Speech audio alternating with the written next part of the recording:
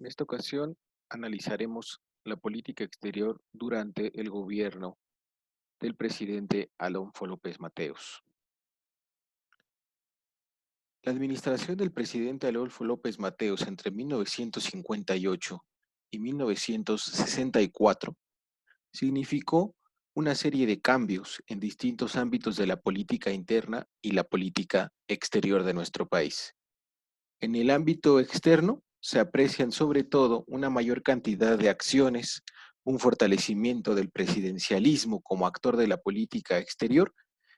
y un creciente uso interno de la política exterior enfocada sobre todo a lograr una mayor estabilidad política y social derivada de las crecientes críticas al partido en el poder. En el contexto internacional, apreciaremos que es el periodo de mayor crisis posterior a la Segunda Guerra Mundial, simbolizado particularmente por la crisis de los misiles entre Estados Unidos y Cuba en 1962. En cuanto a los factores internos particulares que tuvieron relevancia en estos 6 años, encontramos en primer lugar la desaceleración económica que va a transcurrir en los primeros años del gobierno del presidente Adolfo López Mateos. Esa desaceleración económica está marcada por un aumento del Producto Interno Bruto menor a lo que se había tenido en los años previos durante el gobierno de Adolfo Ruiz Cortines, y observamos cómo se va desacelerando de un 7.5 en 1957, un 5.2% en 1958, y solamente un crecimiento del 3% del PIB en 1959. Esa desaceleración en el crecimiento del PIB va a ir acompañada de un aumento en la deuda externa, que se había sobre todo duplicado en comparación con el gobierno de Ruiz Cortines, un crecimiento también de la inflación que había llegado a más del 20% a lo largo de la administración del expresidente Ruiz Cortines, y una pérdida del poder adquisitivo por arriba del 6% como resultado de la combinación de todos esos factores de orden económico. Observamos también durante este sexenio una creciente inestabilidad social que no tenía precedentes en los gobiernos previos. Esa inestabilidad había sido provocada en parte por la desaceleración económica que ya mencionamos, el alza de los precios, la contención salarial y el deterioro del ámbito agrícola de nuestro país. También se había sumado la inexistencia de una democracia sindical y una represión que también iba en aumento y que se había observado sobre todo en los años finales del sexenio del presidente Ruiz Cortines. Quienes representaban los mejores ejemplos de esa inestabilidad social eran particularmente los movimientos sindicales y también movimientos campesinos. Sobre todo en el primer caso hablamos del movimiento ferrocarrilero encabezado por Valentín Campa y Demetrio Vallejo, quienes convocaban a una serie de manifestaciones y de huelgas en el último año del gobierno de Ruiz Cortines y que transcurrirían también en el primer año del presidente López Mateos. Esa inestabilidad social también se manifestó en ámbito rural de nuestro país, particularmente con movimientos campesinos que se habían destacado por la ocupación de tierras e incluso ya el esbozo de algunos movimientos guerrilleros, particularmente en el caso del estado de Morelos, liderado por el dirigente campesino de origen zapatista, Rubén Jaramillo. Otro conjunto de factores internos estará marcado por el descontento exacerbado por la represión, particularmente con motivo del deterioro social, económico y político que se había manifestado ya en la parte final del sexenio de Ruiz Cortines y también en los primeros años del gobierno de López Mateos. Como en anteriores gobiernos, tanto Ruiz Cortines como López Mateos recurrieron a la represión de los movimientos, particularmente el caso de la huelga ferrocarrilera en los primeros meses de 1959. Esa represión se manifestó en distintas acciones gubernamentales, como fueron los despidos arbitrarios, el uso del ejército para enfrentar a esos trabajadores del riel, el encarcelamiento de más de 3 decenas de líderes, por supuesto, incluidos Demetrio Vallejo y Valentín Campa, ambos acusados del delito de disolución social. Y esta estrategia de represión gubernamental estuvo también acompañada por asesinatos de algunos de estos dirigentes, algunos de los líderes sociales, incluido de manera particular en el sexenio de López Mateos, el asesinato de Rubén Jaramillo y su familia, un personaje que, como habíamos dicho, se había caracterizado por ser un dirigente campesino muy importante, particularmente en el estado de Morelos, con quien el propio López Mateos se había reunido durante su campaña presidencial en 1958 y que fue asesinado en 1962, justamente en el contexto previo a la visita presidencial del presidente estadounidense John F. Kennedy y el presidente mexicano Adolfo López Mateos. Este conjunto de acciones represivas generarán, si bien un contexto de calma en la parte final del sexenio de López Mateos, pero sembrarán a la larga las semillas de los movimientos armados, los movimientos guerrilleros que tendrán lugar en varios estados de la República Mexicana y que iremos viendo particularmente en el sexenio de Gustavo Díaz Ordaz y sobre todo en el sexenio de Luis Echeverría. Un cuarto factor interno fue la necesidad, por lo tanto, de la clase política de un nuevo discurso acompañadas de un conjunto de acciones en búsqueda de legitimidad frente a este deterioro acumulado de los sexenios anteriores y en el inicio del gobierno de López Mateos. Esta búsqueda de legitimidad se apreció desde su campaña presidencial, cuando el entonces candidato López Mateos se promovió como el candidato de la unidad nacional y el promotor de una paz indivisible. Ya como presidente en funciones, realizó distintas declaraciones, una de ellas muy conocida, al referirse a su gobierno como un gobierno de extrema izquierda dentro de la constitución vigente, la cual no dejó de ser polémica para distintos sectores, sobre todo empresariales, para el gobierno de los Estados Unidos, pero que el gobierno de López Mateos utilizaba con la lógica de acercarse a aquellos sectores opositores, sobre todo sindicales, que habían quedado muy a disgusto con la política de López Mateos, sobre todo frente a los movimientos sindicales, en particular el movimiento ferrocarrilero. Dentro de ese nuevo discurso y esas acciones en busca de legitimidad destaca la nueva política exterior, particularmente las posiciones y acciones que tomará el gobierno de López Mateos frente a la Revolución Cubana y su conflicto con los Estados Unidos. La política exterior, decíamos en la introducción, particularmente en el caso de la Revolución Cubana, se utilizará entonces también como un instrumento de política interna a fin de lograr restaurar el consenso que se había venido perdiendo, que se había venido desgastando y que en este caso pues encontró en la política hacia Cuba una estrategia en búsqueda de esa legitimidad perdida. Otro conjunto de acciones para mostrar mayor cercanía con la izquierda mexicana fue el incremento de la presencia del Estado en la economía, que se sintetizaría en la política del desarrollo estabilizador, encabezada en este sexenio y en el siguiente por Antonio Ortiz Mena, y que se tradujo, en el caso del sexenio de López Mateos, en acciones importantes, simbólicas, como fue la nacionalización de la industria eléctrica en 1960, un incremento también en el gasto público, sobre todo dirigido a la construcción de vivienda popular, el otorgamiento de créditos al campo a través de la banca de desarrollo, la creación de instituciones públicas en materia de salud y seguridad social, destacando sobre todo en este sexenio la creación del ISSSTE, un mayor gasto a la educación pública, un mayor gasto a la infraestructura y también la creación de una nueva prestación para la clase trabajadora del país y que fue el otorgamiento de aguinaldos a fin de año.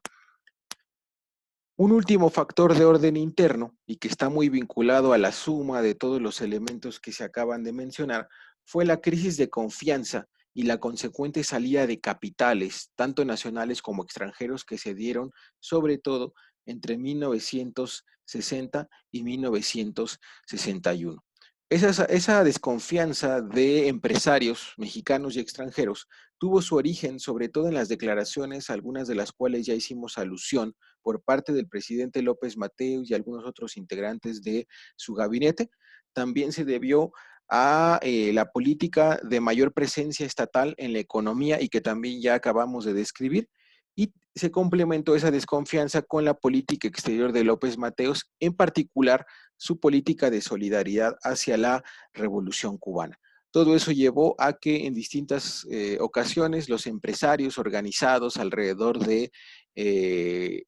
distintas cúpulas empresariales calificaran al sexenio de López Mateos como un socialismo de Estado. Se generó entonces una crisis de confianza del sector empresarial, tanto nacional como extranjero, que se tradujo en la salida de más del 20% de capitales privados entre 1960 y 1961,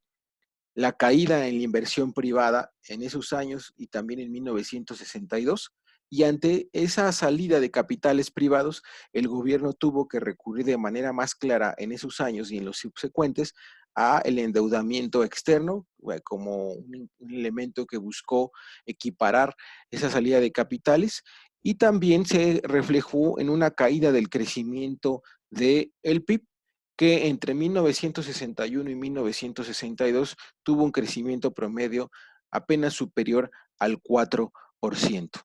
Esta crisis de confianza, la salida de capitales y su reflejo en una desaceleración del crecimiento de la economía en su conjunto llevaron a que se reafirmara la política del desarrollo estabilizador, anclada de manera muy importante en un creciente gasto público que, ante la ausencia de una reforma fiscal que el presidente López Mateos y el Congreso rechazaron, sobre todo por la oposición de los empresarios nacionales, no tuvo otra alternativa más que el aumento de la deuda externa, con lo cual se repetía el círculo vicioso que se había observado ya en la anterior administración. En cuanto a los nuevos factores externos que de manera particular van a tener importancia en la administración de López Mateos, encontramos, como lo habíamos señalado en la introducción, en primer lugar, a la Revolución Cubana. El triunfo de Fidel Castro y Ernesto Guevara en 1958 y principios de 1959 tuvo efectos muy importantes en toda la región de América Latina y el Caribe, y que se resumieron a grandes rasgos en un conjunto de perspectivas renovadas para la acción revolucionaria de las organizaciones y sectores de izquierda en todo el continente americano. ¿Sí? Significó también un punto de comparación para otros gobiernos, puesto que a muy pocos meses de haber tomado el poder en Cuba, el nuevo gobierno llevó a cabo una serie de acciones importantes en el terreno económico y social que contrastaban con una serie de medidas en los mismos sentidos por parte de los gobiernos latinoamericanos y caribeños, el mexicano incluido. ¿Cuáles fueron esas acciones simbólicas e importantes realizadas por el nuevo gobierno de la isla? Hablamos particularmente de un conjunto de expropiaciones contra el capital privado, tanto nacional como extranjero, y que se concentraron en los sectores estratégicos para la economía cubana. Particularmente lo fue la industria azucarera, ¿sí? La industria de bebidas alcohólicas, la industria de el café, el sector minero, y por supuesto también acompañada de una importante y amplia reforma agraria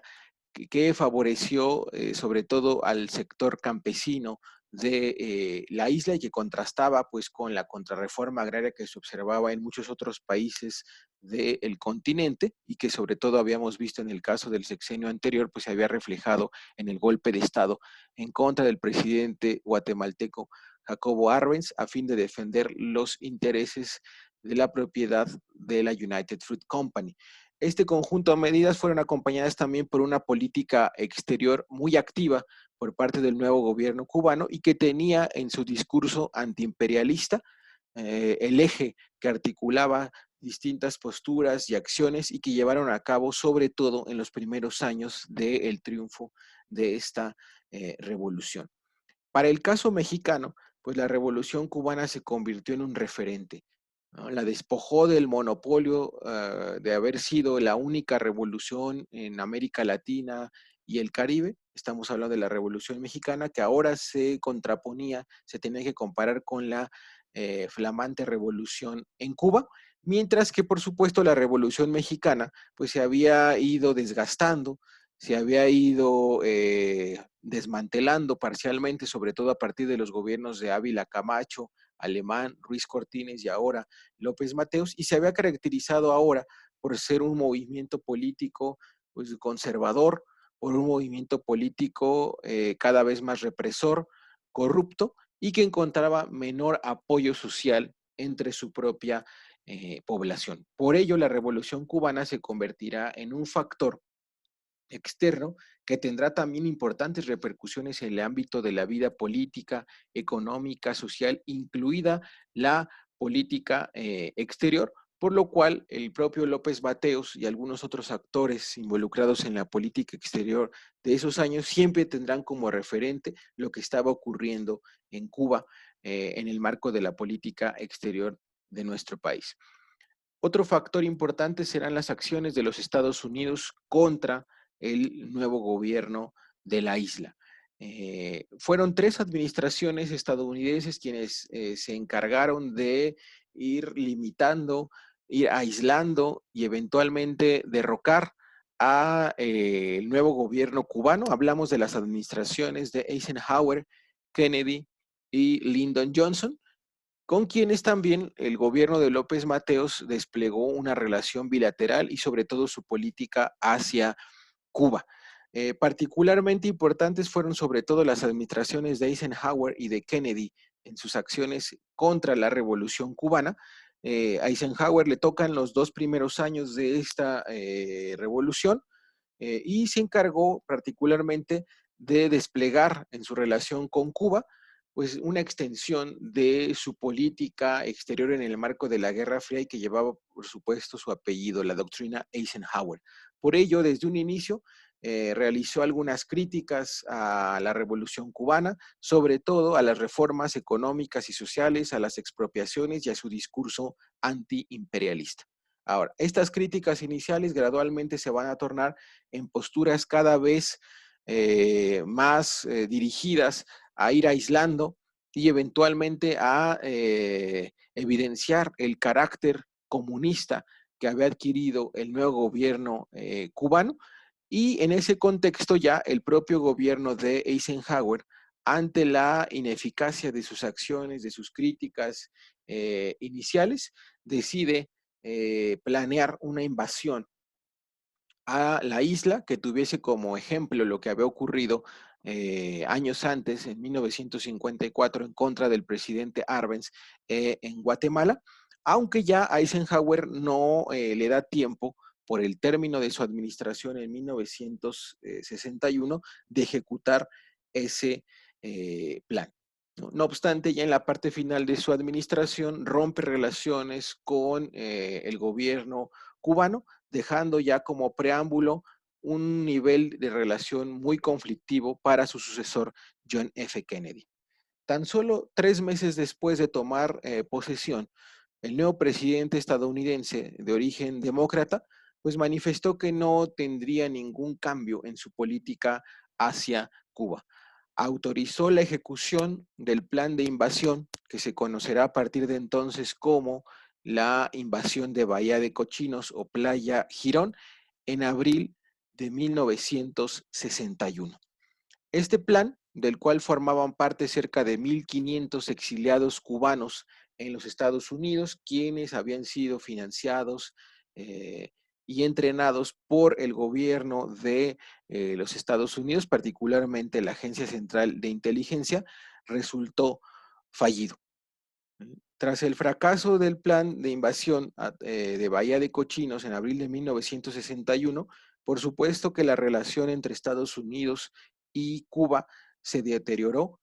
¿okay? Y se va a ir convirtiendo gradualmente en el tema más importante del ámbito interamericano, particularmente en el ámbito de la Organización de Estados Americanos, en donde lo que veremos será pues, la crónica de una confrontación y de una crisis anunciada entre Estados Unidos, Cuba y el resto de los países de la región, México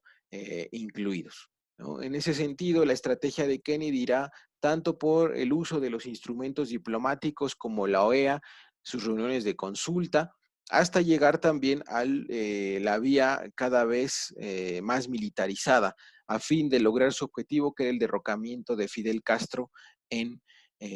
Cuba. Toda esta profundización de la crisis de la relación Estados Unidos-Cuba, que se manifestó durante el gobierno de Kennedy, derivará en la crisis de los misiles en octubre de 1962, que se convierte entonces en el tercer factor de orden externo y sin duda en el más importante que le toca enfrentar al gobierno de López Mateos y su política exterior. La crisis de los misiles fue la crisis más grave en el contexto de toda la historia de la Guerra Fría. Fue el punto más cercano al inicio de una tercera guerra mundial, un enfrentamiento directo ahora encabezado por Estados Unidos y la Unión Soviética, y que, como todos sabemos, transcurrió inicialmente a partir del descubrimiento gracias a las fotografías de un avión espía estadounidense sobre la isla, de una serie de instalaciones utilizadas para colocar misiles soviéticos en Cuba apuntando hacia los Estados Unidos. Este descubrimiento, que le fue comunicado al entonces presidente Kennedy, suscitó una serie de discusiones muy intensas en el gabinete estadounidense, y que estuvo marcado por dos tendencias. Una tendencia que abogaba inmediatamente por la invasión armada de Cuba y el desmantelamiento entonces de esas bases para la colocación de misiles soviéticos. Esa línea dura se enfrentaba a una línea que buscaba tomar medidas, sobre todo enfocadas a darle tiempo para que Kennedy estableciese una línea de comunicación directa con Moscú, a fin de llegar a un acuerdo o un arreglo diplomático entre las dos superpotencias y evitar una confrontación con efectos eh, imprevistos. En este sentido, prevaleció la segunda de estas tendencias. Se estableció entonces una cuarentena alrededor de la isla, la cual le permitió a Kennedy, a través de canales diplomáticos no tradicionales, establecer un diálogo con el líder soviético, Khrushchev, a fin de llegar a una solución no militar a esta crisis. A finales del mes, el 28 de octubre, se anuncia que la Unión Soviética retirará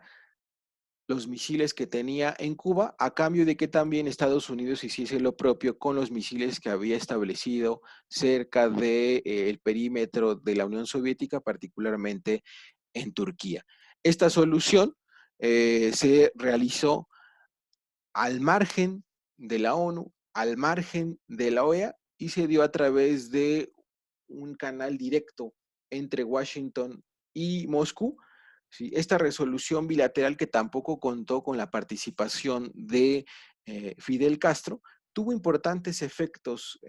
para el mundo y para América Latina y el Caribe en particular. Evidenció, por ejemplo, la vulnerabilidad de Estados Unidos a nivel mundial y particularmente en sus relaciones interamericanas. Fortaleció la imagen regional de Cuba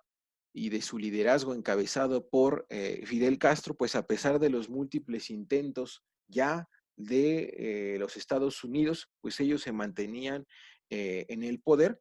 por lo cual también esta crisis de los misiles y su resolución llevó un cambio en la estrategia de seguridad hemisférica de los Estados Unidos, la cual se enfocaría a partir de ese momento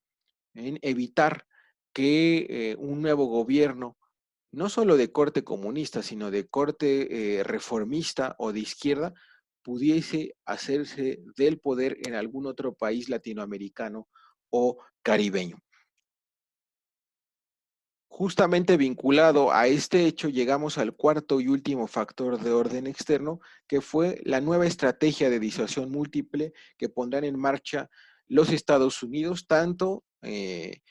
a través del gobierno de Kennedy como a través del tercer gobierno con el que coexiste López Mateos en este contexto, que será el gobierno de Lyndon Johnson, quien llegará al poder tras el asesinato de Kennedy en 1963. Esa estrategia de disuasión múltiple estará dirigida, en un sentido, a combatir a la Unión Soviética y a China a nivel mundial,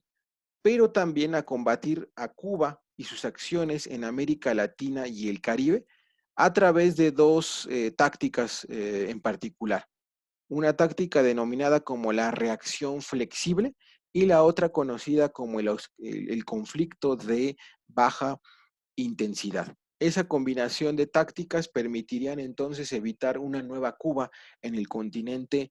americano, que como decíamos se convirtió en el principal y aparentemente único objetivo de la política exterior de los Estados Unidos hacia América Latina y el Caribe. Por lo tanto, las acciones que se contemplaron como parte de esa estrategia y esas tácticas fueron los vínculos cada vez más cercanos entre el gobierno y las agencias estadounidenses con los ejércitos de cada uno de los países latinoamericanos y caribeños, quienes a partir de ese momento se constituyeron los principales aliados de los Estados Unidos contra Cuba y contra la Unión Soviética. Por ello vamos a observar a partir de 1963-64 una mayor cantidad de golpes de Estado auspiciados o alentados por los Estados Unidos, en 6 casos en particular, donde destacan el caso de Argentina, Ecuador y República Dominicana, en donde abiertamente estos gobiernos que llegaron al poder a través de acciones de sus ejércitos fueron respaldados diplomática y políticamente por la Casa Blanca. Vamos a observar también como parte de esta nueva estrategia que se le quita peso, se le quita relevancia a la Alianza por el Progreso, que había sido un plan formalmente de ayuda económica, de créditos, que se promovió tras la llegada de John F. Kennedy a la Casa Blanca y que tenía contemplado inicialmente un periodo de 10 años en los cuales se favorecería la llegada de más de 20,000 millones de dólares como créditos a los distintos países de América Latina y el Caribe, pero que a partir de este momento pues deja de ser tan relevante y estará supeditada sobre todo a el apoyo a los ejércitos latinoamericanos en su combate al enemigo interno, en donde, dicho sea de paso, ya prácticamente al final de este periodo, en 1963, se establece con ese nombre la denominada Escuela de las Américas, una institución de adiestramiento militar creada por los Estados Unidos y cuya sede se establecería en Panamá. Y a través de esta institución se capacitaría a militares y agentes de las Fuerzas Armadas de países latinoamericanos y caribeños, quienes, tras recibir este periodo de capacitación y de adiestramiento, regresarían a sus respectivos países a fin de ejecutar la política de combate al enemigo interno diseñada por los Estados Unidos y que ya describimos. Tal vez otro factor externo para cerrar esta parte que sería importante mencionar, pues es el proceso de descolonización en Asia y África que precisamente a finales de los 50 y principios de los 60 entra en una etapa particularmente intensa y que va a ser importante para la política exterior de México en el sentido de que le permitirá, como lo veremos en su momento, al analizar las acciones, pues le permitirá diversificar y ampliar el número de países con los que se establecieron relaciones, con los que se elevó el rango de las relaciones diplomáticas, con los que se firman acuerdos y tratados, en uno de los objetivos que, como veremos más adelante, pues constituirán una de las prioridades de la política exterior de López Mateos. Bien, ante estos factores internos y externos y sus distintos efectos que ya enunciamos, pues es momento de analizar entonces la capacidad con la que contó en general el gobierno de López Mateos en su política exterior. Elementos que fueron en detrimento de esa capacidad, hablamos particularmente de esa debilidad y la dependencia económica, sobre todo hacia los Estados Unidos, los capitales tanto del gobierno como privados de ese país, y que de alguna manera impedían al gobierno mexicano, como había ocurrido en administraciones anteriores, pues tener una mayor autonomía en su toma de decisiones y en las acciones que podían desplegar. Esa debilidad y dependencia económica hacia los Estados Unidos que tenía un carácter estructural, pues no solo no desaparece, sino que, como ya dijimos, se incrementa ante la necesidad a su vez de aumentar el gasto público en esta administración. Un elemento que particularmente fue relevante también en este caso fue la pérdida de legitimidad interna que experimentó el partido en el poder, el PRI, y el gobierno de López Mateos, y que prácticamente pues se dio desde el inicio de su administración con la represión que ya comentamos se desplegó contra el movimiento ferrocarrilero, pero que no va a desaparecer, sino que se va a ir enfocando en determinados movimientos, como lo fue el movimiento jaramillista en Morelos, los movimientos campesinos y otros movimientos sindicales a lo largo de este sexenio, y que en buena medida van a ser también responsabilidad de quien se ocupaba de la política interna durante todo este sexenio, que no es otro personaje más que el futuro presidente Gustavo Díaz Ordaz, quien, como decíamos, tuvo bajo su responsabilidad la Secretaría de Gobernación y por lo tanto la política interna, que se caracterizaría entonces por una política de mano dura, particularmente contra todos aquellos movimientos opositores que se fueron organizando en estos 6 años. Ahora, elementos favorables a la capacidad del gobierno de López Mateos en su política exterior, hablamos de dos. El triunfo de la revolución en Cuba. El triunfo de Fidel y el Che en Cuba, entre otros, pues va a tener un efecto positivo en términos generales para nuestro país, ya que ante el riesgo que observan los Estados Unidos de ver replicado ese triunfo en otros países de América Latina y el Caribe, pues utilizarán a México como un elemento, como un fiel de la balanza en su relación con Cuba, a fin de que México se convirtiese a su vez en un instrumento muy importante para impedir el triunfo de otros movimientos de izquierda o reformistas en la región latinoamericana y caribeña. Por esa razón, ¿sí?, ante el riesgo de la expansión de la revolución cubana y su ideología en la región, Estados Unidos le permitirá al gobierno de López Mateos pues mantener una serie de posturas que en muchos casos veremos disienten de las posturas emanadas de Washington, y que le van a permitir también a Washington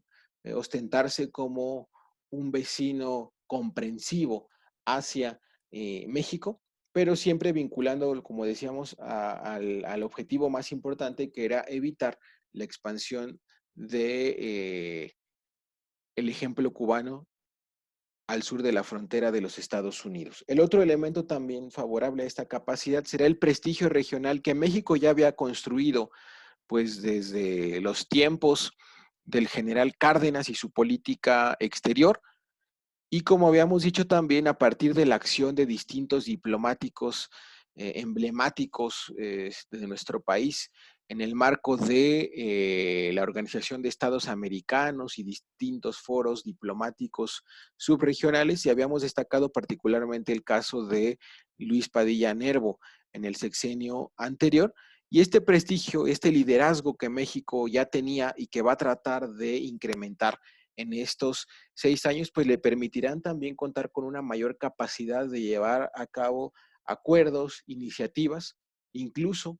en este sexenio, contrarias a Washington, siempre y cuando no pusiesen en riesgo el triunfo de dichas disposiciones. Ahora, en cuanto a los objetivos que va a tener López Mateos en su política exterior, destacan algunos objetivos de naturaleza política y otros de naturaleza económica. Hablamos en primer lugar de fortalecer la soberanía del país y ampliar la capacidad de negociación. Esto fue señalado por el propio López Mateos, tanto en su campaña presidencial como en su discurso de toma de posesión el 1 de diciembre de 1958. También desde aquel discurso hablaba de la necesidad de diversificar las relaciones exteriores de nuestro país a fin de que éstas no estuviesen concentradas únicamente en la relación con los Estados Unidos. Ya desde ese momento, desde el inicio de su sexenio, López Mateos veía que si las relaciones exteriores de nuestro país se hallan concentradas con los Estados Unidos, pues no iba a lograr una recuperación de la legitimidad y de la estabilidad política al interior del país. Un tercer objetivo, este sí más enfocado al ámbito económico, será que la política exterior tendría que coadyuvar, es decir, complementar a otras políticas internas en el aumento de las exportaciones y la atracción de capitales y créditos extranjeros. Esto sobre todo en el marco, decíamos ya, de la política del desarrollo estabilizador, creación del secretario de Hacienda Antonio Ortiz Mena, y que por lo tanto trataría de hacer que México encontrara en el exterior estas fuentes de divisas, estos recursos financieros que le permitiesen entonces, pues de alguna manera contar con recursos públicos suficientes para llevar a cabo el ambicioso proyecto de gasto público que estaba contemplado en esta política de desarrollo estabilizador. Ahora, en cuanto a la toma de decisiones, aquí sí es importante señalar, a diferencia de lo que hemos visto en otros periodos, que hay un cambio importante en el proceso, no tanto en los actores que los veremos a continuación, sino en el proceso, es decir, en la legislación que regulaba entonces a la Administración Pública Federal, particularmente a las Secretaría de Relaciones Exteriores y en este caso la Secretaría de Industria y Comercio. ¿Sí? Como parte de ese cambio en la legislación de la Administración Pública Federal en 1958, se dispuso que a partir de ese año todas aquellas acciones que tuviesen que ver con el ámbito del comercio exterior ya no serían facultad de la Secretaría de Relaciones Exteriores como había sido hasta ese momento, sino ahora pasarían a ser parte de las atribuciones de la Secretaría de Industria y Comercio, la cual tiene una gran influencia a su vez de la Secretaría de Hacienda y Crédito Público. ¿Sí? Aunque no se menciona como tal en esa legislación, pues podemos deducir que este cambio de carácter administrativo tenía como objetivo que la Secretaría de Hacienda no tuviese que consultar con la Secretaría de Relaciones Exteriores, una de las secretarías históricamente más influyentes en el ámbito de la Administración Pública Federal en aquellos años, y entonces tuviese mayor margen de maniobra y mayor margen en la toma de decisiones que, como ya decíamos, pues veían en el exterior un ámbito importante para el éxito de esta política del desarrollo estabilizador. Lo importante en este caso es que lo que gana la Secretaría de Industria y Comercio y por ende la Secretaría de Hacienda, lo pierde a su vez la Secretaría de Relaciones Exteriores, la cual verá mermada su influencia en las negociaciones y acciones comerciales, financieras, también internacionales de aquellos años. Legalmente, así fue, aunque veremos que ya en la práctica pues la Secretaría de Relaciones Exteriores no desapareció del todo de esas negociaciones, pues siguió siendo la que coordinó y la que administró el conjunto de acciones que hacia el exterior llevaban a cabo distintas dependencias de la administración pública, incluida en este caso la Secretaría de Industria y Comercio, pero sí es importante notarlo como un cambio legislativo y que de alguna manera no elimina, pero sí va a ir pues impidiendo el monopolio que hasta ese momento tenía la Secretaría de Relaciones Exteriores en todas las acciones que en el ámbito internacional llevaba a cabo la administración pública de nuestro país. Ahora, vemos que los tomadores de decisiones, ya como actores individuales, pues sí se amplían en este sexenio. Y decíamos en la introducción que esta política exterior fue mucho más intensa en estos 6 años y eso mismo también se va a reflejar en cuanto a los actores en la toma de decisiones. Destaca, a diferencia del sexenio anterior, que aquí el presidente de la República aparece como un actor importante en esta toma de decisiones. Ya hablamos, por supuesto, de Adolfo López Mateos, quien en el sexenio anterior había ocupado el cargo de secretario de el Trabajo, ¿sí? Y anteriormente había sido también legislador, particularmente ocupó un escaño en la Cámara de Senadores. Incluso en su paso como senador de la República había tenido pues una experiencia internacional al haber sido parte de la delegación de México en una reunión de consulta de la OEA y que acudió también a invitación de Manuel Tello. Entonces, esa breve experiencia diplomática de López Mateos, que a su vez pues, le permitió vincularse a quien será en su sexenio el secretario de Relaciones Exteriores, pues lo distinguía sobre todo del presidente anterior, de Ruiz Cortines, quien no había tenido ninguna experiencia diplomática y que por lo tanto no le dio tanta relevancia a su política exterior. Adolfo López Mateos también en ese estilo personal de gobernar que, como decíamos, en un sistema presidencialista siempre es relevante, pues significó una recuperación del papel formal y real que el presidente de la República tendría en la política exterior de este sexenio y que veremos particularmente eh, en las relaciones con Cuba. No sería el único caso en que López Mateos adquiriría y tendría un papel protagónico, tendría otras múltiples acciones de política exterior en que así lo haría, pero en ese caso sí fue muy relevante su influencia en la toma de decisiones que directamente se consultaban entre él y la Secretaría de Relaciones Exteriores. Ahora, un actor tradicional y que había tenido peso legalmente hablando en todos los demás sexenios, no será esta la excepción, es el caso de la Secretaría de Relaciones Exteriores, particularmente a través de su titular, que en este caso pues ya es un viejo conocido, ya hemos mencionado en otras ocasiones, Manuel Tello Barrow. De Manuel Tello, pues tendríamos que recuperar que era miembro del Servicio Exterior Mexicano, ya con una trayectoria amplia para este momento, ya prácticamente de 3 décadas. Había sido encargado del despacho de la Secretaría de Relaciones Exteriores ya en 2 ocasiones, en el sexenio de Ávila Camacho y después en el sexenio de Alemán Valdés. También había fungido como embajador de México en los Estados Unidos en el sexenio de Ruiz Cortines y que ya hablamos también de la influencia que él tuvo en la relación bilateral en esos 6 años y que en este caso entonces, con esta trayectoria, con esa formación, con esa experiencia, pues favorecerá una política exterior apegada sobre todo a los principios jurídicos, eh, tanto de la diplomacia mexicana como del ámbito interamericano, es decir, la Carta de la OEA, y también principios reconocidos y recogidos en la Carta de las Naciones Unidas. Entonces, este carácter de diplomático de carrera de Tello y con una larga trayectoria, pues le darán todos los elementos suficientes para fijar una serie de posturas incluso en momentos muy delicados de la política exterior de México en esos años, como será particularmente el caso de la crisis de los misiles y el resto de la relación entre Cuba y Estados Unidos. Encontramos también como un tercer actor importante en este sexenio a el embajador de México en los Estados Unidos, que recayó en la figura de Antonio Carrillo Flores, un personaje que ya también tiene una trayectoria importante en la administración pública mexicana. Él no como miembro del Servicio Exterior Mexicano, sino como pues, economista y jurista, había ocupado algunos cargos relevantes, sin duda el más importante y que fue el que incidió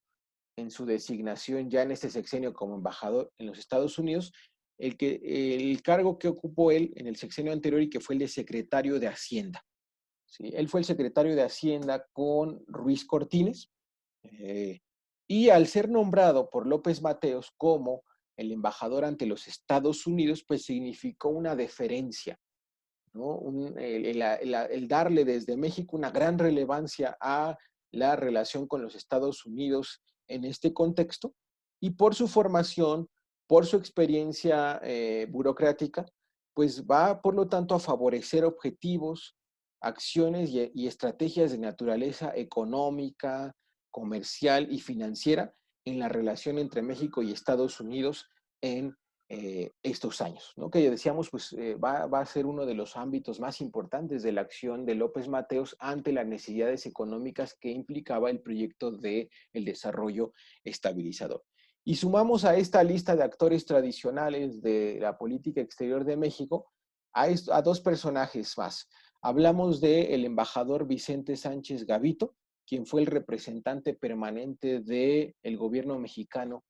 ante la Organización de Estados Americanos en el sexenio de López Mateos. ¿sí? Es un personaje relevante, ya que pues la OEA se convertirá en uno de los principales foros de las posturas y acciones de la diplomacia mexicana en estos años, y decíamos sobre todo centradas en eh, la relación entre Cuba y los Estados Unidos. Si bien en varias de esas ocasiones la delegación mexicana estuvo encabezada por el secretario de Relaciones Exteriores, pues en otras tantas le tocó a Sánchez Gavito ser el portavoz, ser el representante de México en esas discusiones, y pues ahí relució también su trayectoria diplomática de varios años y en varios otros puestos, y por lo tanto México contó con un representante que supo lidiar con la polarización que se generó al seno de la OEA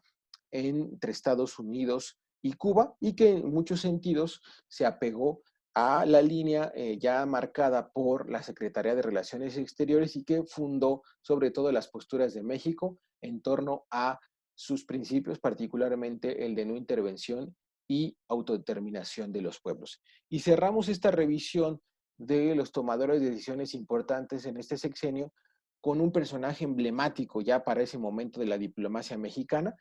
que fue el embajador Gilberto Bosques, quien se encargó de las relaciones diplomáticas entre México y Cuba en estos años, ¿no? Gilberto Bosques, como decíamos ya, un personaje pues muy reconocido en el ámbito mundial, en el ámbito americano, en el ámbito interno y en el ámbito diplomático de nuestro país, y cuyo episodio más importante en su trayectoria pues había sido su participación en la política exterior de México al frente del consulado de nuestro país en Marsella en los años de la Segunda Guerra Mundial, ¿sí? Esa participación, pues que se destacó por encima de cualquier otra en aquellos años, y diríamos en toda la historia de las actividades consulares de nuestro país, por haber salvado, gracias no solo a la labor de Gilberto Bosques, pero sí a su liderazgo, a su coordinación, pues se encargó de rescatar a más de 30,000 ciudadanos de distintas nacionalidades de la persecución que llevaban a cabo la policía secreta de la Alemania nazi, ¿sí? Sus aliados españoles, eh, italianos y franceses, y de los cuales pues destacó la figura de Gilberto Bosques, ¿no? Quien incluso pues, había sido aprendido por el régimen de Hitler y encarcelado durante un año ya en la parte final de la Segunda Guerra Mundial, y que por lo tanto llegaba con un reconocimiento a nivel mundial ya para estos momentos, y que sería muy importante su participación como embajador en Cuba, puesto que le permitiría pues establecer un diálogo directo con el nuevo gobierno emanado de la Revolución Cubana. Sabidas eran las atribuciones, las cualidades de Gilberto Bosques en el ámbito de la izquierda latinoamericana, y por lo tanto fue un hombre de confianza para Fidel Castro y para el resto de los líderes cubanos, y por lo tanto va a ser un interlocutor no solo en la relación México-Cuba, sino entre Cuba y el resto de los países y gobiernos de la región, y que, como decíamos, contribuyó de manera muy importante a aumentar la capacidad de negociación, de interlocución y de acción de nuestro país, en este caso específico en la relación con Cuba, que como decíamos pues fue la más importante sin duda en el ámbito de América Latina y el Caribe, por las razones ya expresadas. Pasamos entonces ahora sí a la fase de ejecución de la política exterior de López Mateos. Bien, aquí me detendré nada más en destacar algunas de las acciones más significativas, porque hubo tal cantidad que sería pues muy largo detenerme a explicar cada una de ellas, pero lo haré en las que considero son las más importantes. Decíamos, en el caso de la relación con Estados Unidos, eh, pues López Mateos tuvo que interactuar con tres presidentes y con tres administraciones diferentes. La primera de ellas, la de Dwight Eisenhower, quien finalizaría su gestión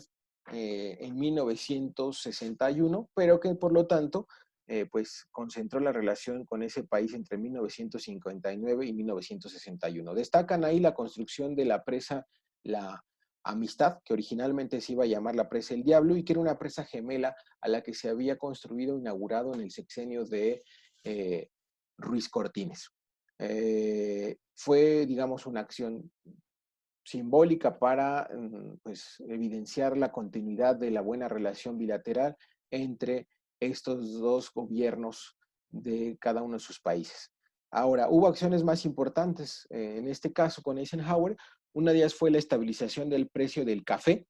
¿sí? En la cual, a pesar de que México buscó llegar a algún acuerdo, este no se alcanzó, pues debido a la oposición de los Estados Unidos por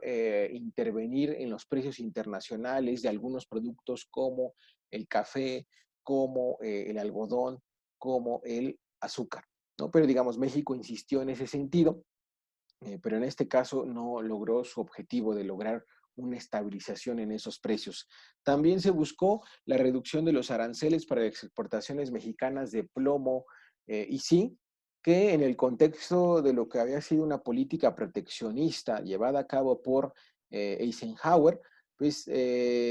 también en este caso sí se logró esa reducción de aranceles, en la cual se le dio, pues digamos, un trato privilegiado a las exportaciones mexicanas de plomo y zinc, en las cuales pues se aprovechó la capacidad de negociación que sobre todo tenía Tello y Carrillo Flores en este aspecto y la apertura que se dio por parte del gobierno estadounidense, aunque no fue del todo favorable, sí se llegó al menos a un acuerdo preliminar. En el caso también de otro conflicto de naturaleza económica, que era el tema de el algodón, y pues que era un sector muy sensible para Estados Unidos y también para México. Aquí el principal logro fue el hecho de que Eisenhower se comprometió a realizar consultas internas con dependencias y organizaciones muy vinculadas a este sector, pero en el cual, pues para efectos prácticos, no se llegó a un acuerdo significativo. Destaca como parte de esos encuentros presidenciales la reunión que tuvieron en Acapulco en 1959, la cual está retratada pues, en la imagen que aparece en esta diapositiva y que era parte, ¿no?, de los rituales ya entre los distintos gobiernos de estos dos países, que al inicio de la administración de alguno de los dos gobiernos pues se llevase a cabo un encuentro que pues visibilizara el nivel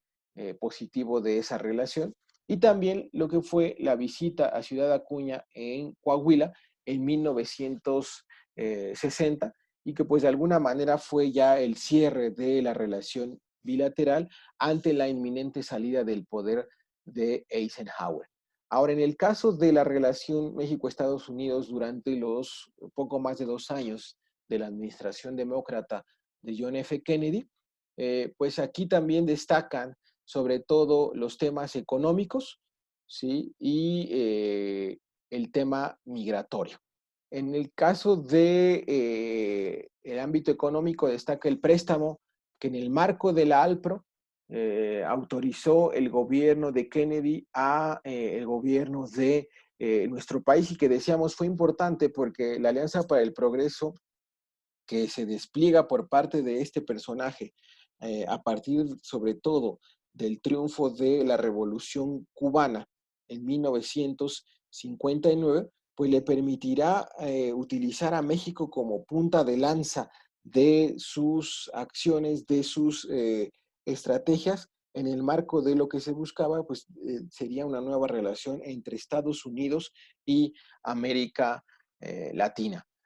Importante también será el hecho de que se discute el tema de la salinidad del río Colorado entre los dos países, y que era un tema ya pues pendiente entre los dos gobiernos, y a través del cual pues esta frontera entre México y Estados Unidos pues había generado este conflicto porque muchas de las aguas residuales de granjeros estadounidenses se descargaban en el río Colorado, el cual a su vez tenía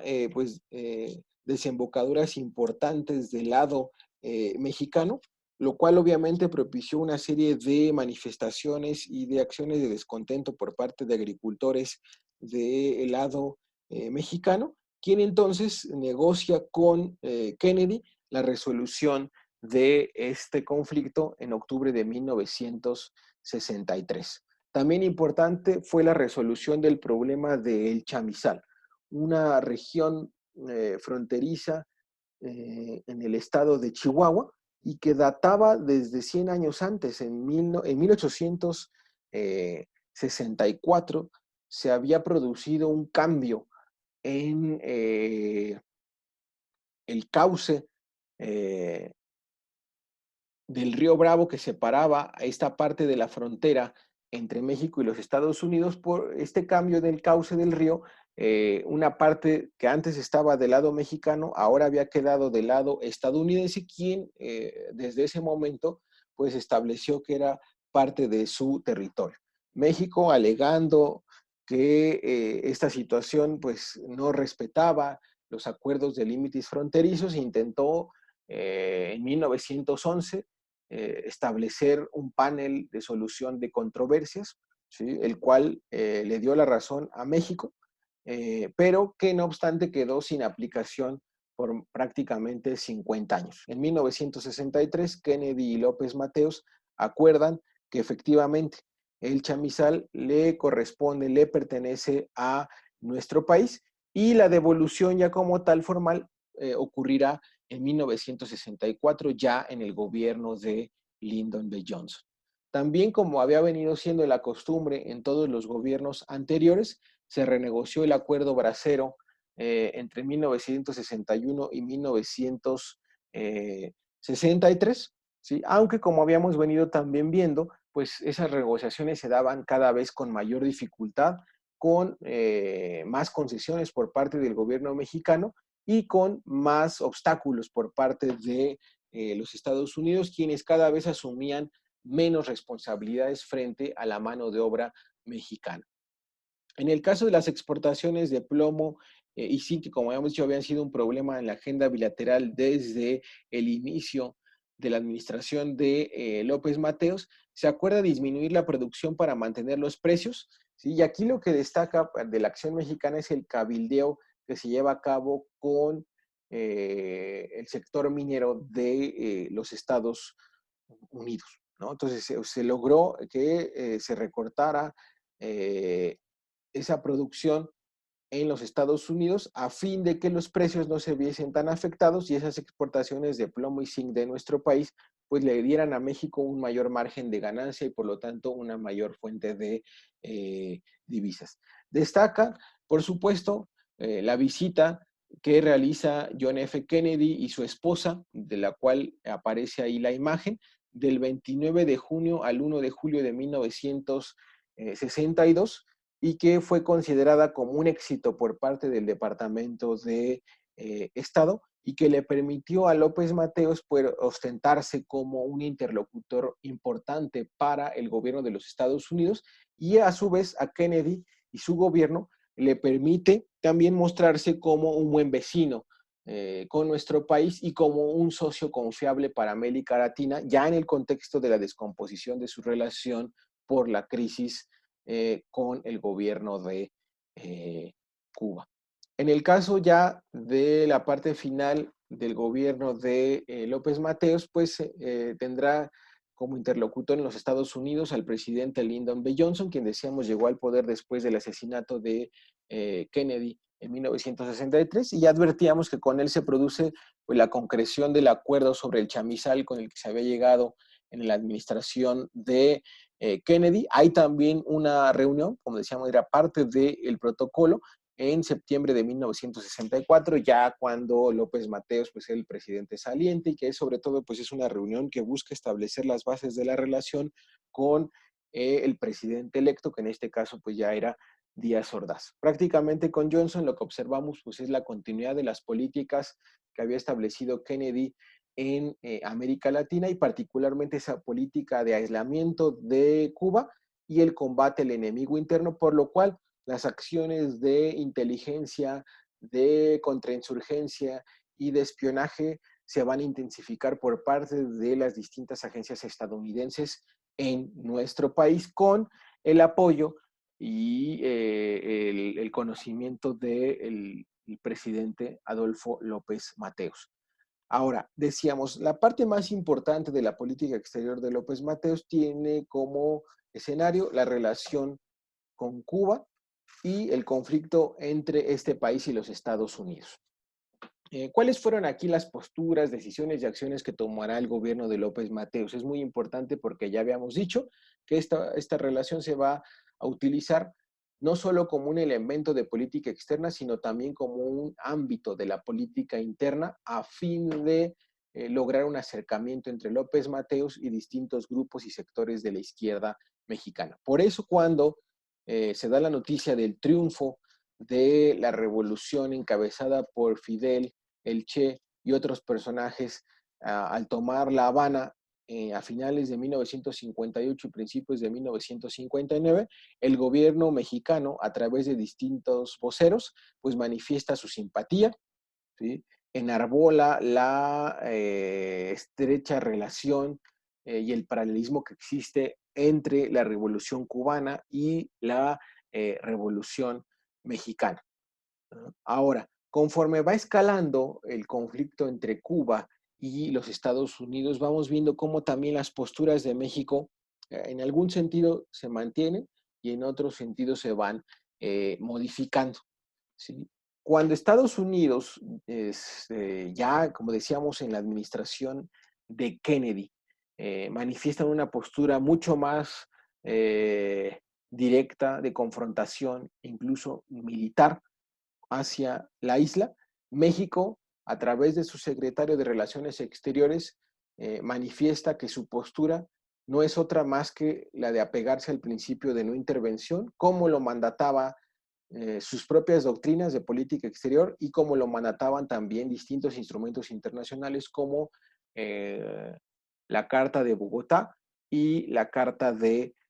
San Francisco. Entonces vemos cómo este elemento va a ser utilizado desde el inicio del conflicto entre Estados Unidos y Cuba por parte de nuestro país a fin de limitar las presiones tanto de Estados Unidos como de Cuba. Ahora, unos meses después, en abril del 61, cuando se produce la fallida invasión de exiliados cubanos para derrocar al régimen de Castro, ahí sí se manifiesta una postura más clara de nuestro país y que será la de oponerse y rechazar esta acción que consideran intervencionista, que consideran violatoria del derecho internacional público, de la Carta de la OEA por parte de los Estados Unidos. Recordemos que también es un momento particularmente difícil en el ámbito interno para la administración de López Mateos, pues todavía estaba muy reciente la represión y persecución de distinto tipo contra el movimiento ferrocarrilero y porque también ese año fue económicamente difícil por la salida de capitales, por la reducción del crecimiento, ¿sí? Y los riesgos que todo esto implicaba para los recursos públicos y la política económica del desarrollo estabilizador. Por eso también aquí el gobierno de López Mateos tiene que manifestar una política exterior en apariencia autónoma e independiente de la política de Washington. Ahora, los peores momentos de la relación, como decíamos, pasaron sobre todo por la relación y sus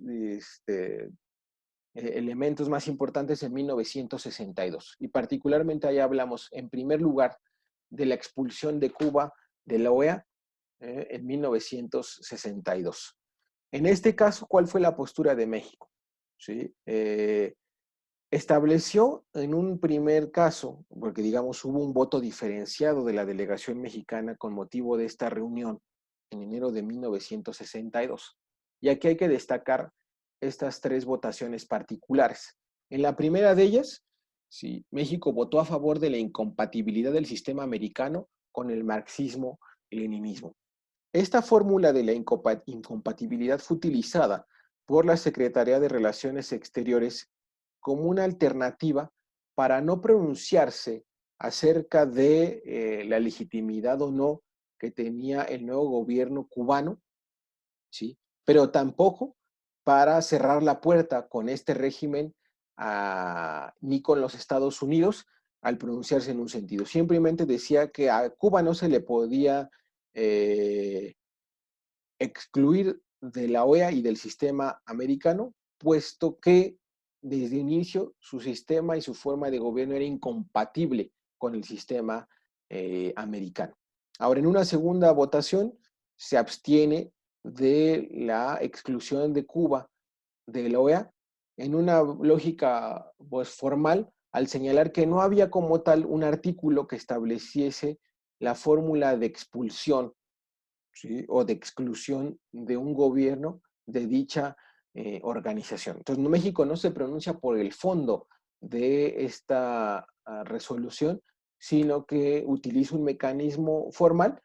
México había propuesto que en todo caso debía reformarse la Carta de la OEA para incluir ahora sí un mecanismo jurídico a través del cual un país pudiese ser expulsado, y en ese sentido México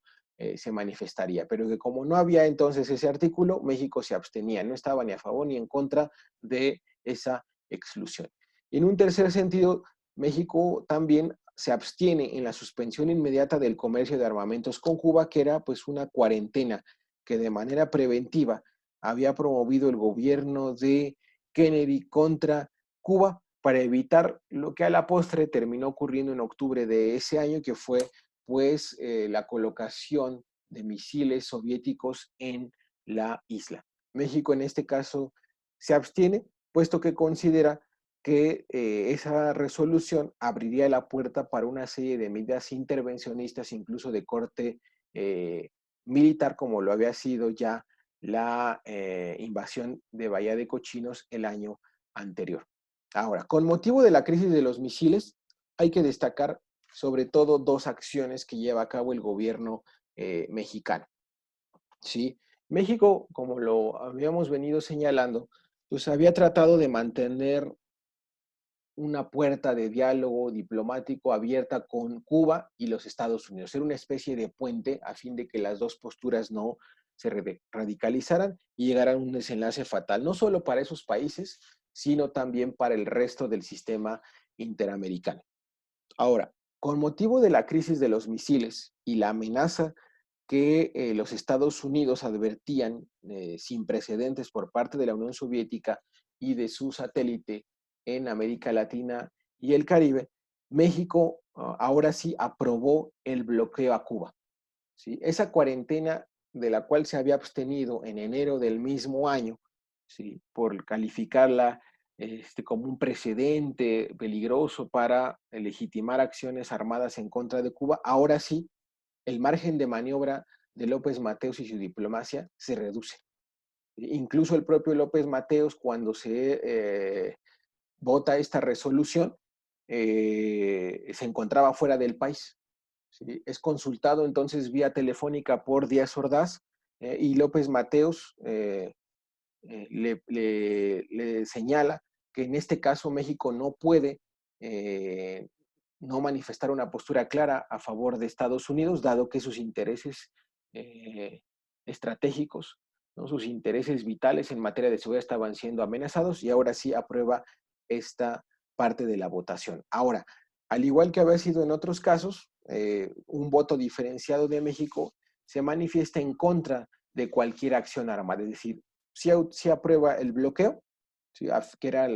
pues, la estrategia central que Kennedy buscó desplegar para ganar tiempo en su negociación directa con la Unión Soviética, pero también México señala que en ningún sentido ese bloqueo puede ser la antesala de una intervención armada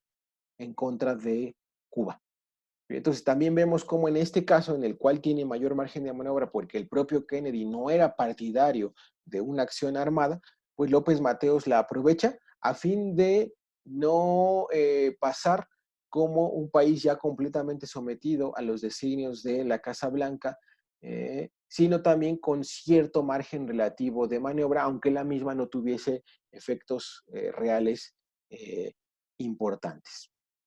Ahora, en el desenlace ya, al menos para el sexenio de López Mateos, del conflicto entre Cuba y los Estados Unidos, habrá un episodio adicional y que tiene lugar en 1964, ¿no? Ya en un contexto internacional marcado por la distensión que surgió después de la crisis de los misiles, ¿no? Este diálogo directo ya entre Washington y Moscú,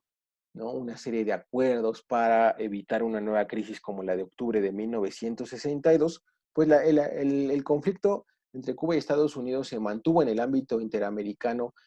al menos, ¿sí? Y en esa novena reunión de consulta, la mayoría de los países presentes aprobaron la ruptura de las relaciones diplomáticas con Cuba, es decir, para completar este aislamiento que ya se había venido dando desde 1962 con la expulsión de Cuba de la OEA, una serie de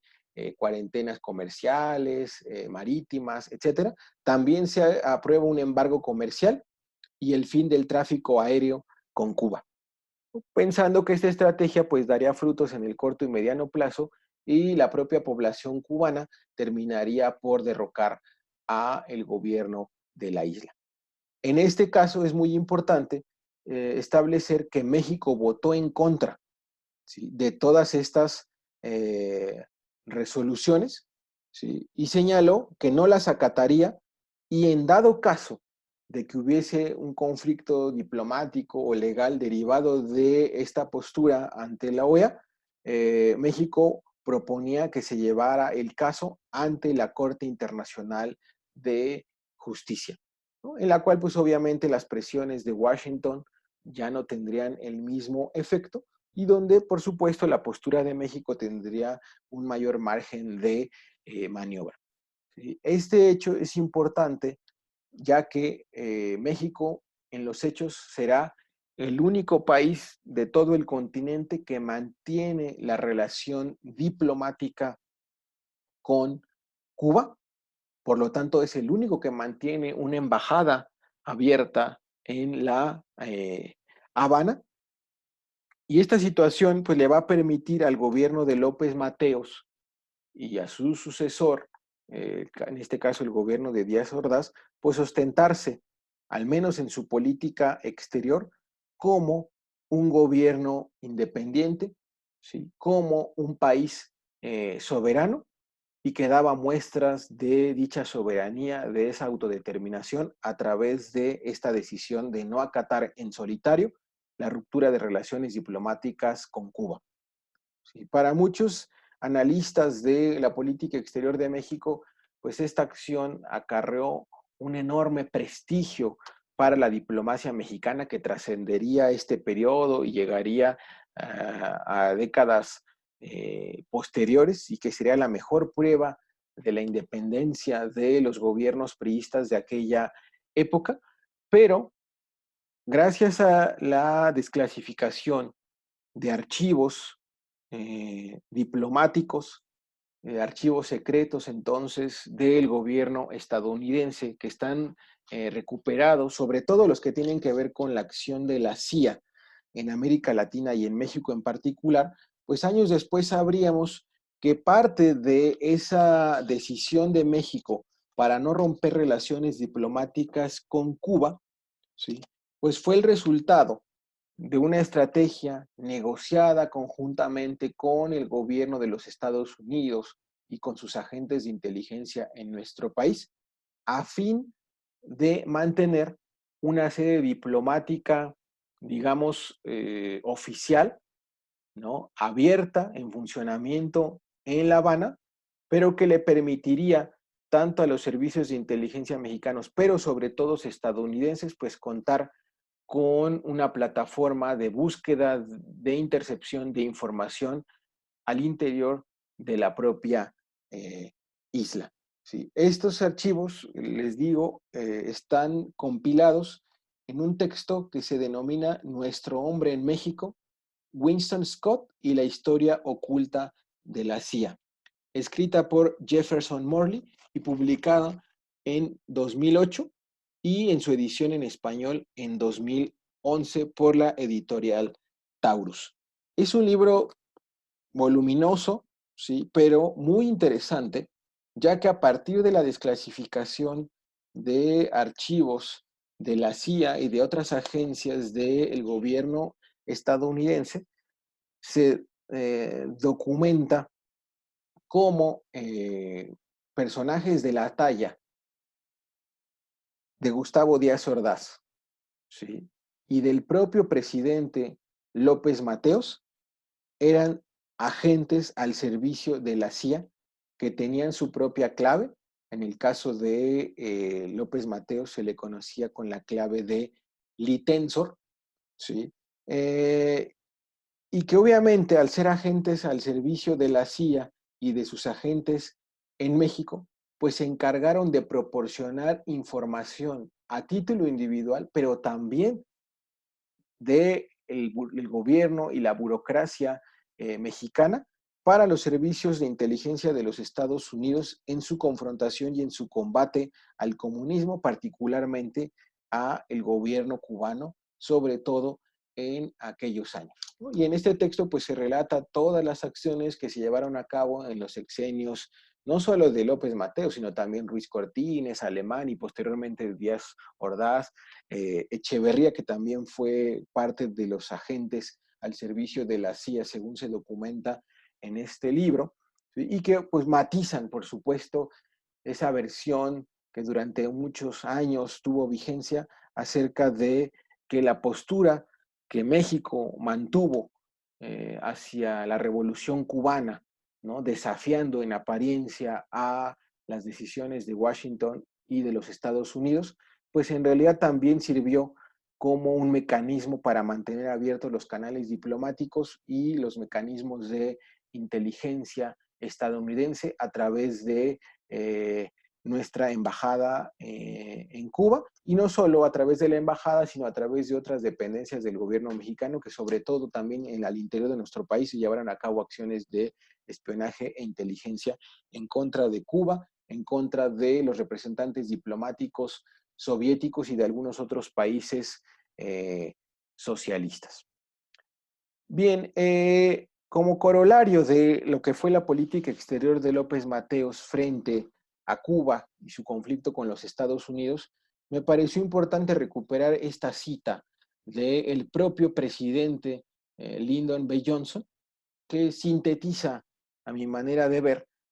lo que era este disenso, si no negociado, al menos sí tolerado y en muchos casos promovido por los propios Estados Unidos entre eh, su país y el gobierno de López Mateos frente al conflicto con Cuba.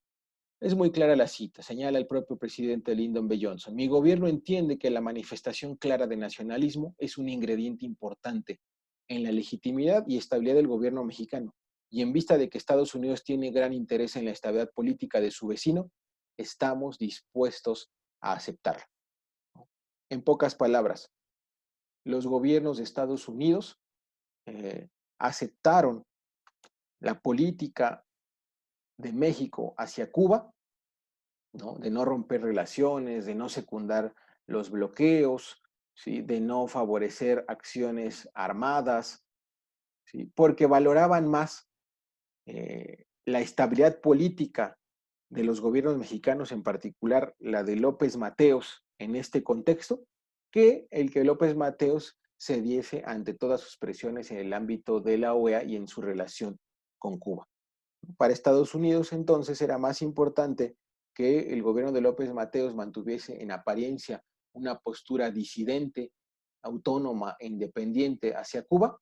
¿sí?, puesto que eso, a su vez, redituaba en una mayor estabilidad y en un consenso al interior de nuestro país, que haría entonces innecesario recurrir a acciones de fuerza y de desgaste para el PRI y sus dirigentes al interior de nuestro territorio. Ahora, en otros ámbitos en los cuales no detendré, porque muchas de ellas pues fueron acciones más que nada simbólicas, pero sin efectos significativos hacia nuestro país, pues encontramos una serie de giras, ¿no? Hasta ese momento fue el presidente que más giras hacia el exterior realizó, ¿no? Muchos meses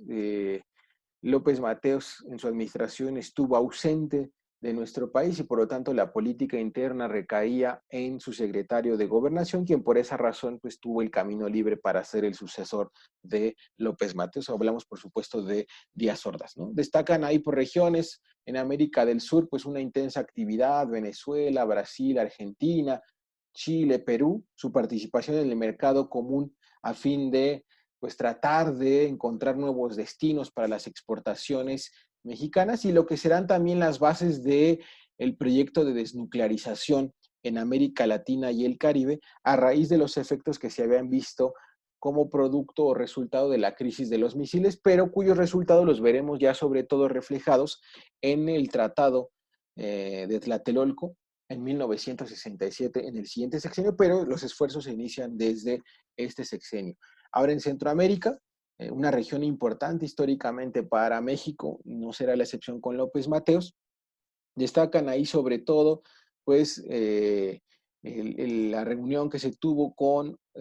Osvaldo López Arellano, ¿sí? Entre 1963 y 1965, y ahí sobre todo lo que fue, pues, un golpe de Estado que se produjo en este país. Lo mismo ocurrirá en el caso de Juan Bosch en 1963 en República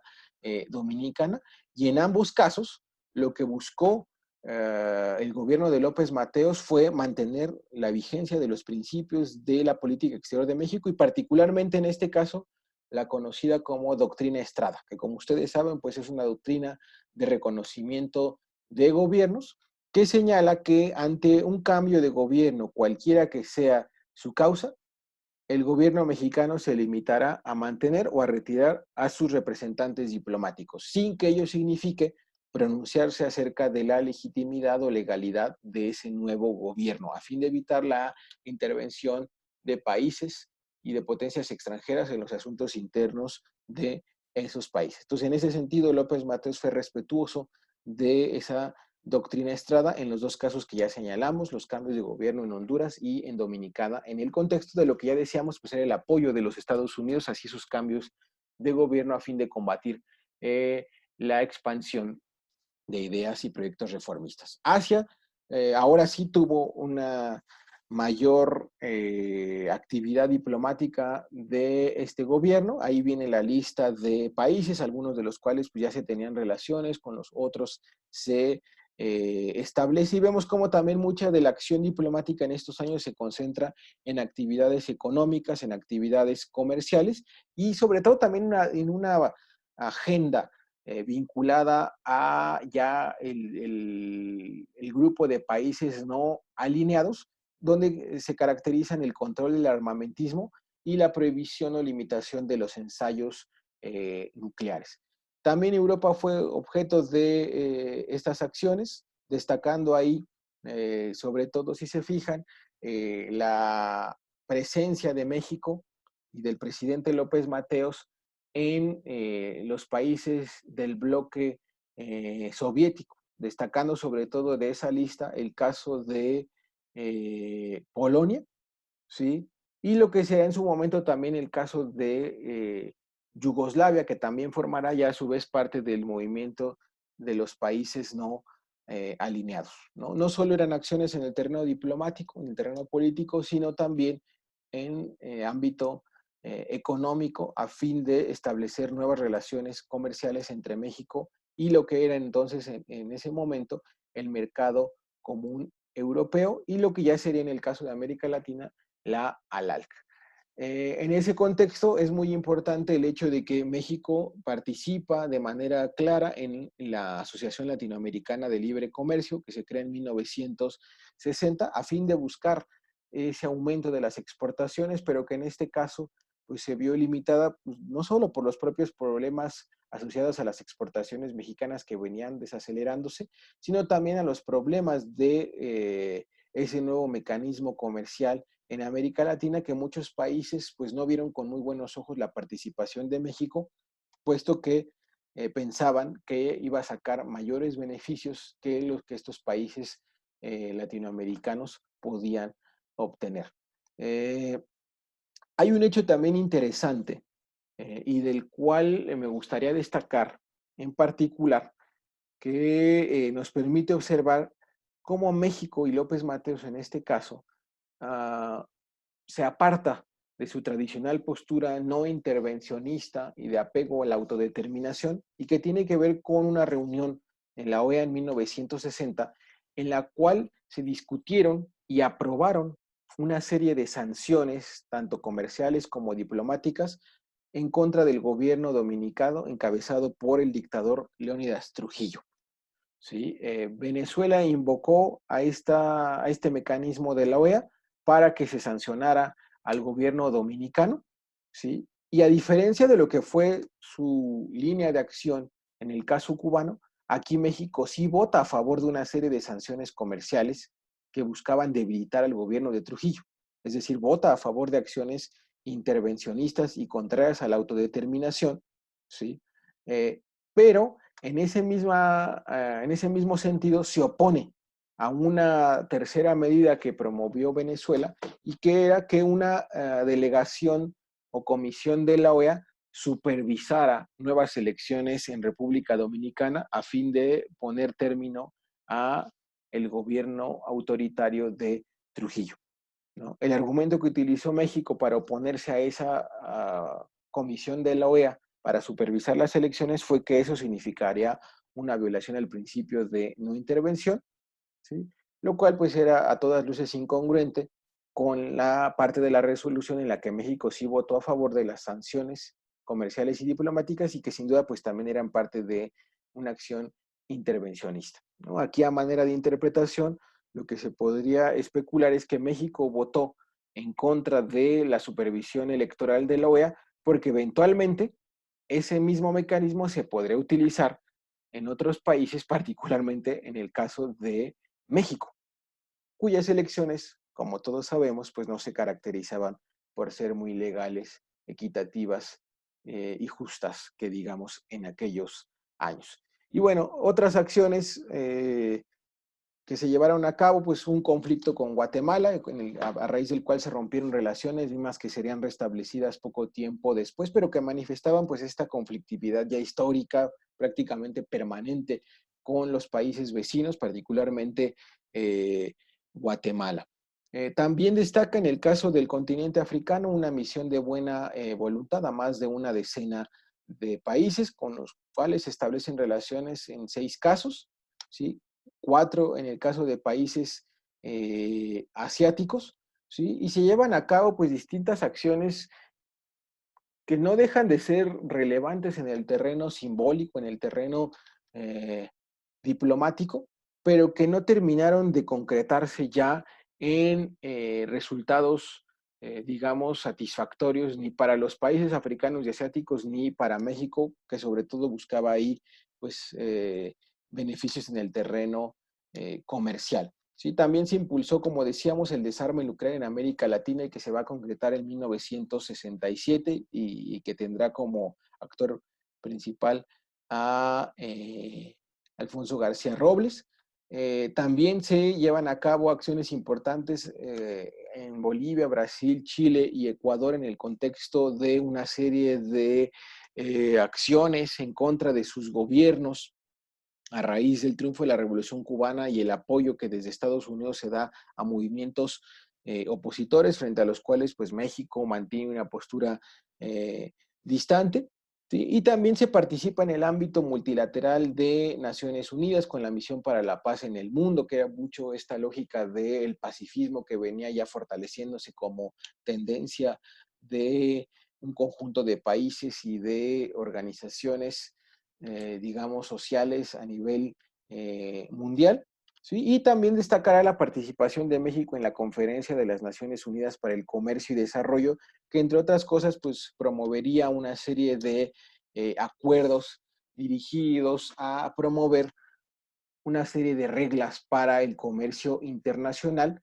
y que beneficiara sobre todo a los países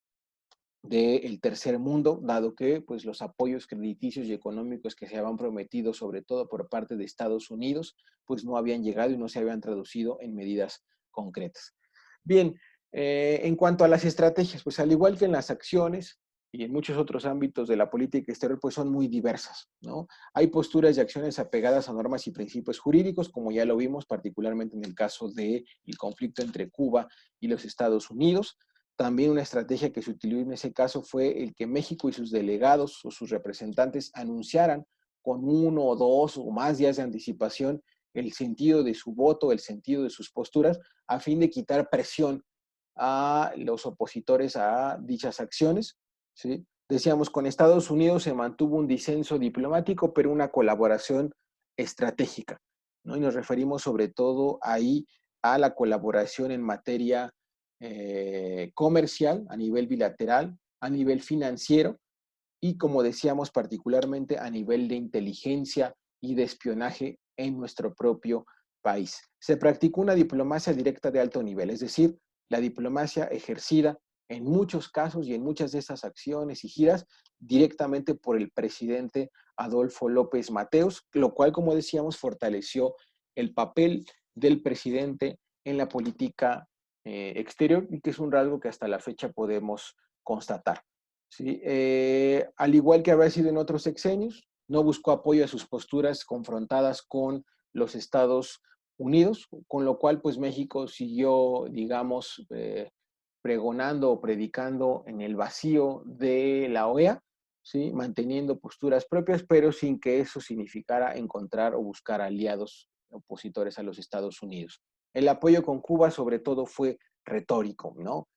Un país de extrema izquierda en el contexto de la Constitución, un país solidario, la hermandad que había entre la Revolución Mexicana y la Revolución Cubana. Pero decíamos en los hechos, pues varias de esas acciones en realidad buscaron favorecer a los Estados Unidos y no al régimen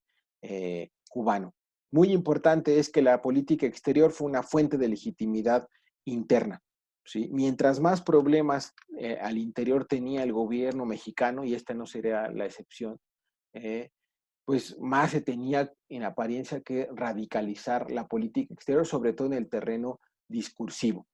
¿no? Entonces, la política exterior pues fue una herramienta en la construcción o reconstrucción del consenso a nivel interno y permitió hasta ciertos límites mantener cierta interlocución con sectores de la izquierda mexicana que veían con buenos ojos el apoyo de la diplomacia mexicana hacia gobiernos de izquierda como el cubano. Y al igual que en otros sexenios, pues también se recurre al cabildeo en el ámbito bilateral y multilateral, ¿no? Es decir, no solo se negocia y no solo se discute con los actores tradicionales de la diplomacia de otros países, sino se busca la interlocución con empresarios, con líderes sectoriales, con parlamentarios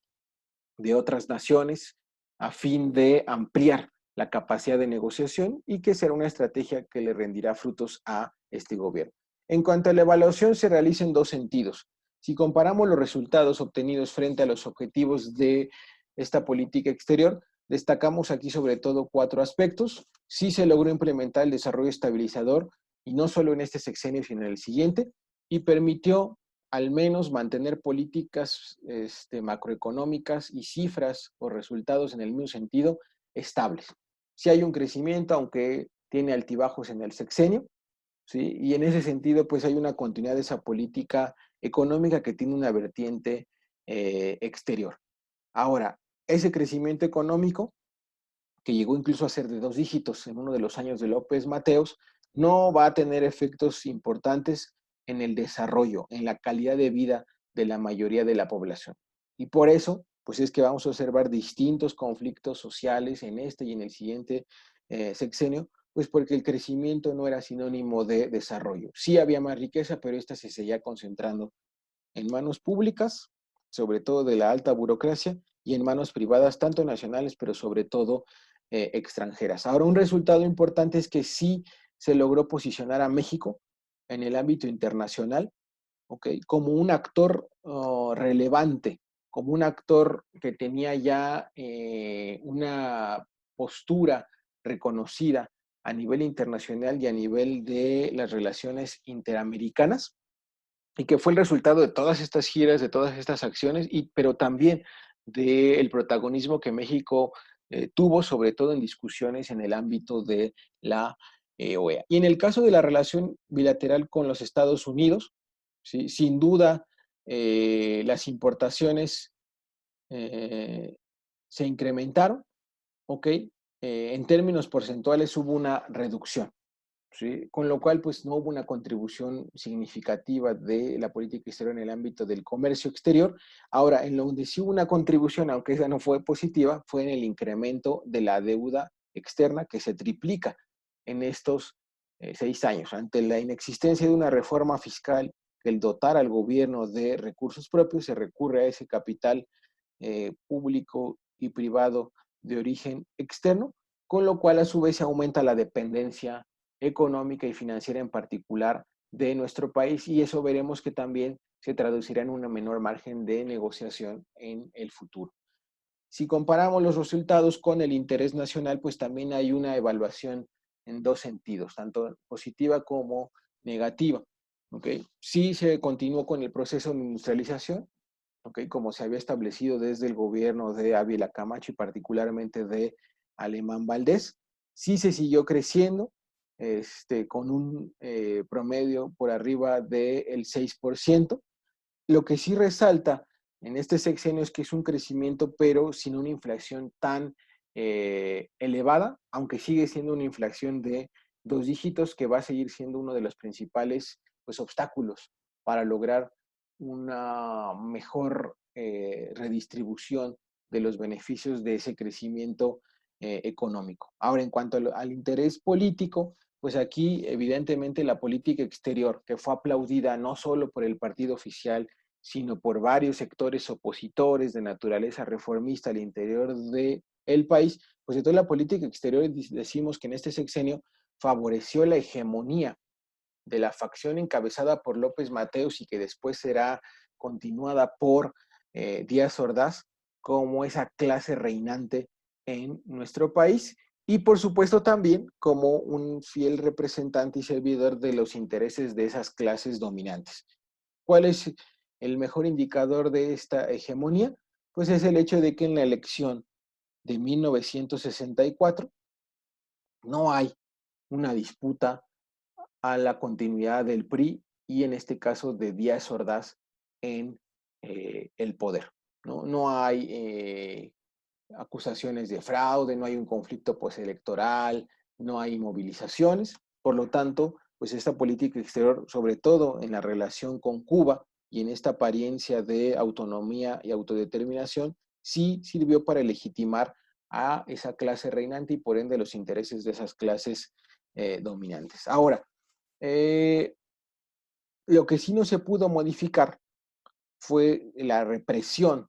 y el desgaste de la legitimidad del gobierno derivado de esta acción gubernamental, ¿sí? Ahí sí la política exterior no contribuyó, dado que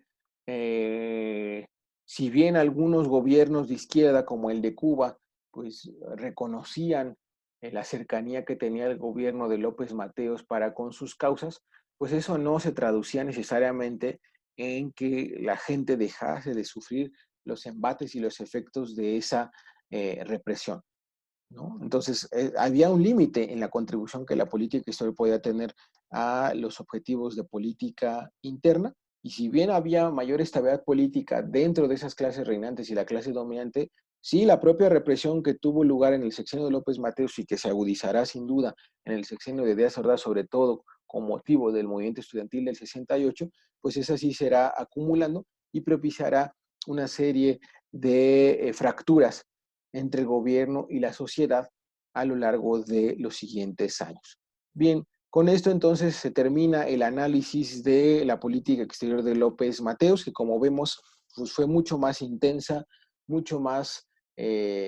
proactiva en comparación con gobiernos anteriores, pero que no por ello necesariamente se tradujo en resultados económicos y sociales muy diferentes ni significativos, sobre todo para las clases dominadas, y que no se veían representadas, salvo en acciones esporádicas y en muchas de ellas de naturaleza simbólica de la política exterior. Bien, con esto entonces damos por terminada la presentación y continuaremos en la próxima sesión con el tema de la política exterior del gobierno de Díaz Ordaz. Gracias.